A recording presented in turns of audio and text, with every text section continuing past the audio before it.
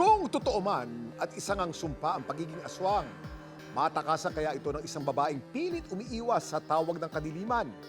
Matulungan kaya siya ni paranormal researcher Ed Caluwag. Narito ang aking kakamakabang kwento.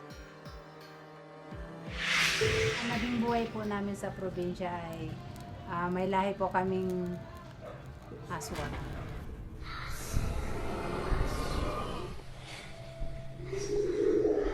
Hindi.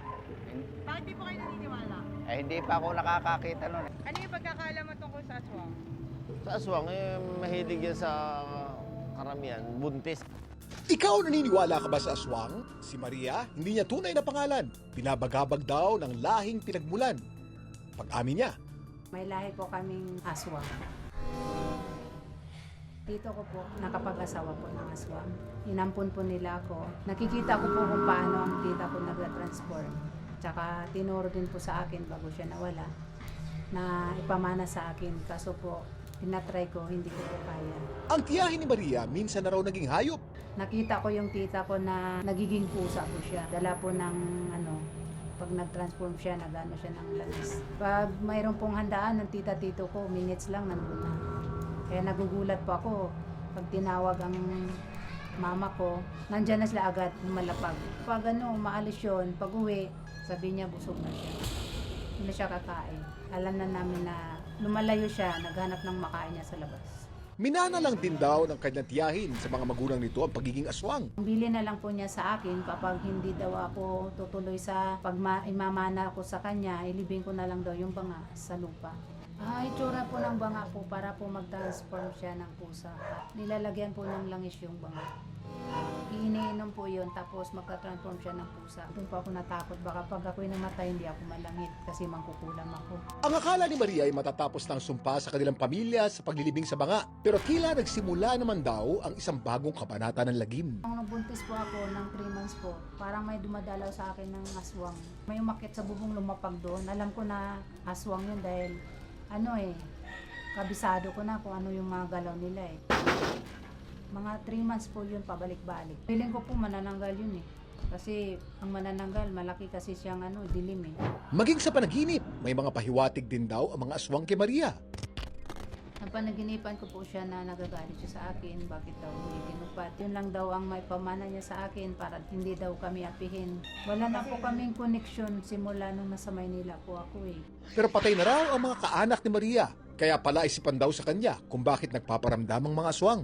Malalim daw ang pinag-uugatan ng paniniwala sa mga aswang.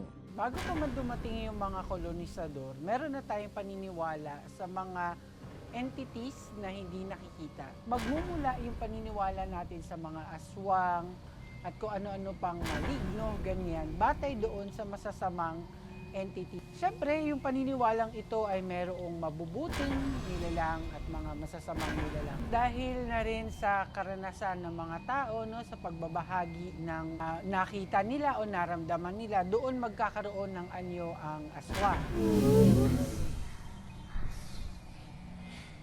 Pero bago magsagawa ng interview ang aming team, naghanda muna ng proteksyon ng paranormal researcher na si Ed Caluwag. Pag merong mga kaibang nilalang sa paligid, sabihin, kapag meron ka nito, hindi sila didikit sa'yo, hindi sila lalapit sa'yo. Worst case scenario, hindi mo alam kung anong sasagupain mo.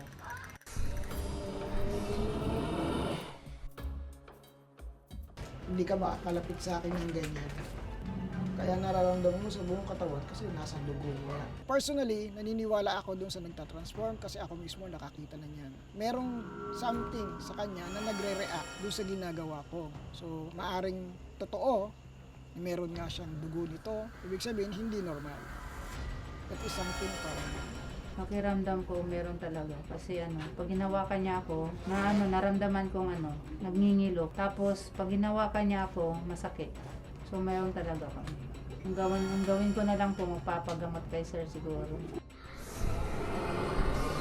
Totoo man o hindi ang aswang, katahimikan ng buhay ni Maria ang hangad namin.